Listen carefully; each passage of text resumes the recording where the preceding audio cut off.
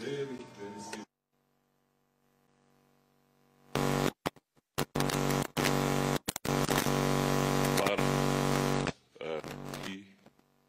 Proceed with the campaigns.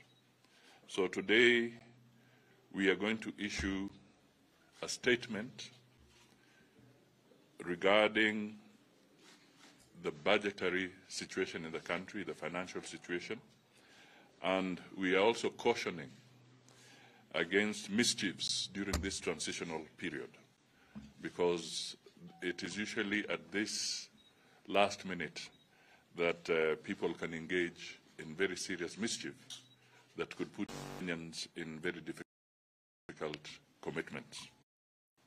So I will read. First, the Kenya Kwanza Alliance strongly believes in and supports the aspirations and ambitions of Kenyans from all occupations. People of Kenya, the opening of our great Constitution 2010 not only captures the aspirations and dreams of our people, but also affirms beliefs of our alliance in support of the full implementation of the Constitution and putting the dreams of ordinary people of Kenya first. Recent surveys indicate that up to 67% of Kenyans strongly believe the country is heading in the wrong direction. The press release addresses our proposals and sponsored amendments to the budget policy statements by legislators of the Kenya Kwanza Alliance for the financial year of 2022 to 2023. The propositions reflect the stand of the Kenya Kwanza Alliance, which we are fully committed to implementing under our new administration after elections on Tuesday, August 9th, 2022. The first item. This is the chokehold of public debt on Kenyans. The stock of public debt was 1.8 trillion at the end of June 2013. That was at the end of Kibaki's term. And it accounted for 39% of gross domestic products, that is GDP. According to the National Treasury, the public debt has grown sixfold to Kenya shillings 11.7 trillion.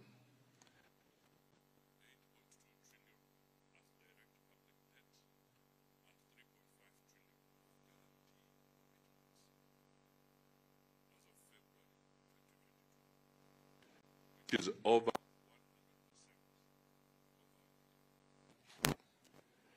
total loan commitments and stock of debt procured exceed the public debt of Kenya shillings 9 trillion as approved by Parliament in 2019, thereby breaching Article 211 of the Constitution, read with Section 50, subsection 2 of the Public Finance Management Act of 2012.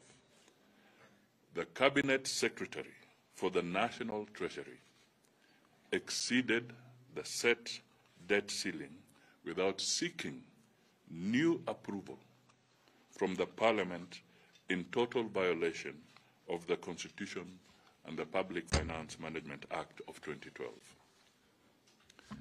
It may be of interest to note that debt commitment pre-handshake, and I repeat, pre-handshake, was 4.5 trillion Kenya shillings. And the post-handshake figure has ballooned to 11.7 trillion.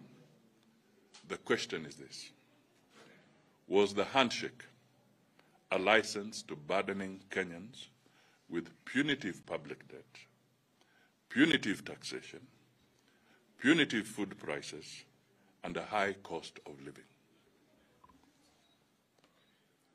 The Cabinet Secretary for the National Treasury should not sign any new loans, including floating sovereign bonds, during this transition period. The National Assembly and the Senate should reduce the budget ceiling to ensure a fiscal deficit that does not exceed Kenya shillings 400 billion and check on the growing public debt. The National Assembly and the Senate must avoid any further strangulation of Kenyans with additional debt by refusing any request for approval of a new debt ceiling. We are aware that the CS for the National Treasury has prepared for submission to Parliament a new debt ceiling of approximately over Kenya shillings 12 trillion. Let me come to the issue of equitable share of money going to the counties. This is the 495 billion to the counties. You will recall the BBI Bill 2020, which was resoundly rejected by the courts, proposed amendments of Article 203, subsection 2 of the Constitution to increase the equitable share raised nationally allocated to county governments from 15% to 35%. Ladies and gentlemen, we do not need a constitutional amendment to give more money to counties. The budget policy statement of 2022 has proposed to maintain the equitable share of the revenue going to counties at Kenya shillings 370 billion. We therefore support the proposal by our members again under Section 25, subsection 7 of the Public Finance Management Act of 2012 to increase the equitable share to counties to Kenya shillings 495 billion. The amendment is in line with Article 203 of the Constitution and represents 35% of the audited and approved nationally raised revenue figure of Kenya shillings 4.6 trillion, as adopted by the House in the audit report of the financial year of 2017-2018. Basically, what we are saying here, if these guys were committed to giving more money to the counties, they should not oppose those amendments or this proposal. The law allows Parliament to pass a resolution to adopt the budget policy statement with or without amendments. This amendment deserves the goodwill and unwavering support of all members of the National Assembly, governors and the MCAs to ensure devolution works in line with the constitutional mandate of counties.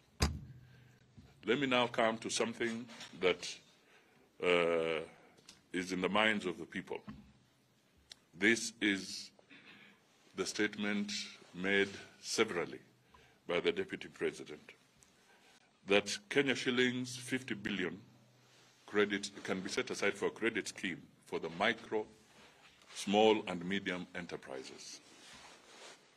Official government statistics, that is the Kenya National Statistics Bureau survey of 2016, shows that the bottom economy businesses directly employ 14.9 million people, that is about 15 million people, or 80% of Kenyans who are working. The main sources of capital for financing these enterprises are 80% from family sources, 4.2% from family friend loans, 5.6% from banks, and of course, a small figure of 1.4% from chamas, their local cooperatives. And the government provides literally only 0.01% of these funds. Under the bottom-up economic model propagated by Kenya Kwanza, we support our members' proposal for the provision of Kenya shillings 50 billion, and this has been put by our members in Parliament. in the financial year 2022-2023 for the support of the establishment of affordable credit schemes to support these small businesses. We can then expand the tax bracket and subsequently increase taxation collection by reducing the high level of domestic borrowing that has crowded out businesses. Let me come to something that deals with governance.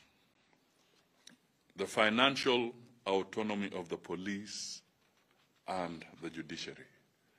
This has remained like a mirage.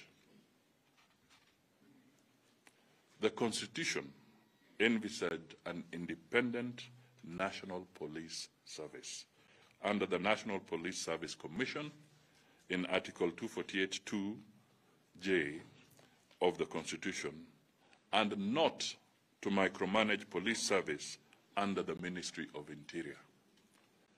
The independence of the National Police Services is not achievable without financial autonomy, which is currently under the control of the Principal Secretary for Interior.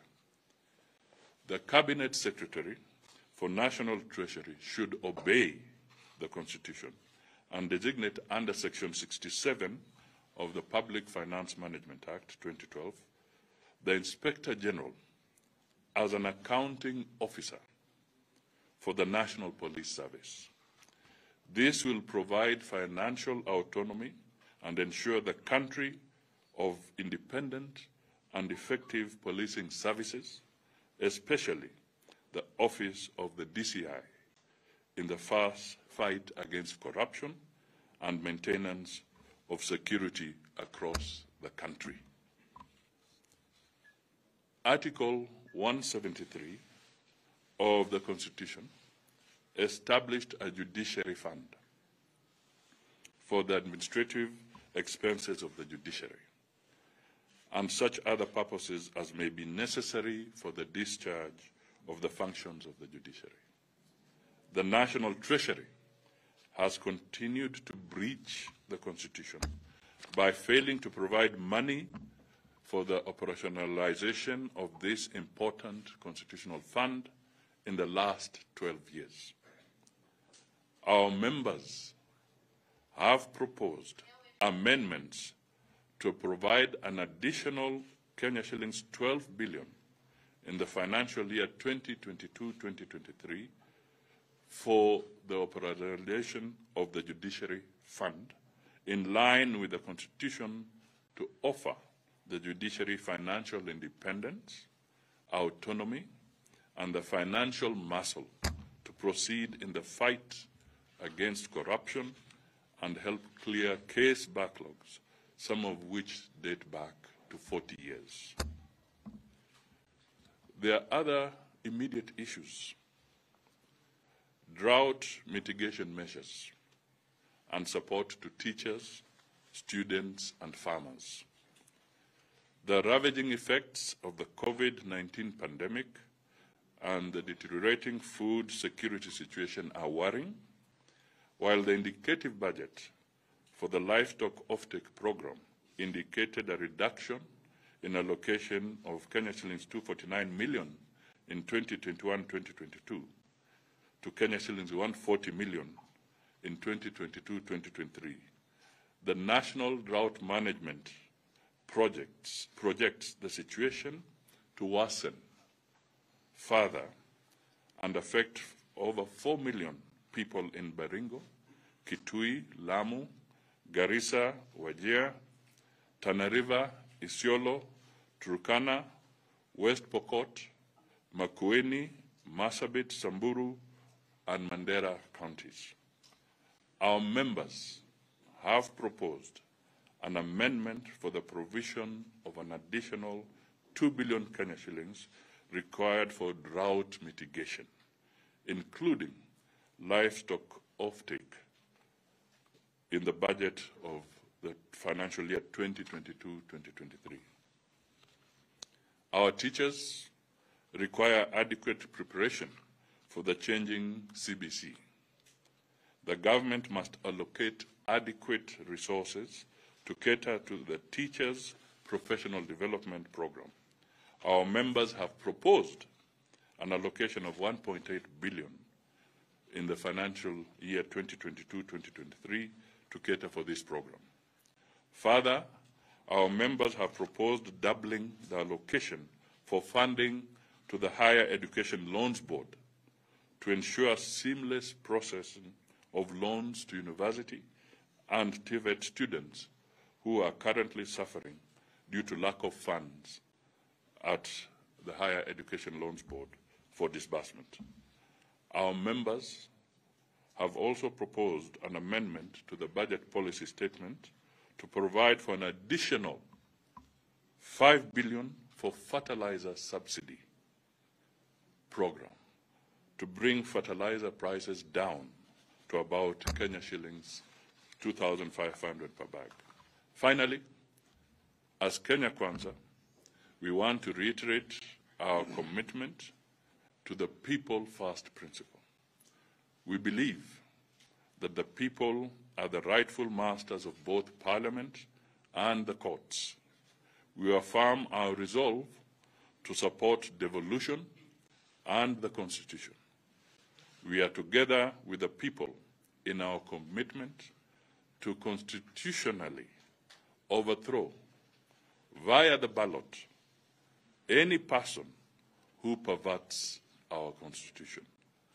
That is a quote from Abraham Lincoln. God bless you all, and we say Kenya Kwanza. Asante. Thank you very much.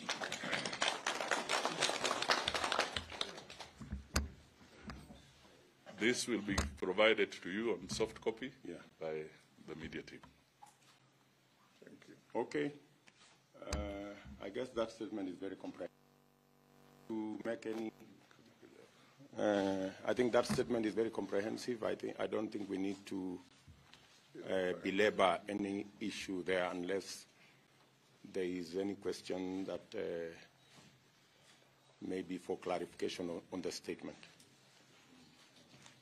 Thank you. Good. Looks like we are communicating. We are sour. Thank you very much. Thank you. Asante. Asante. Well done, Mr. Thank you.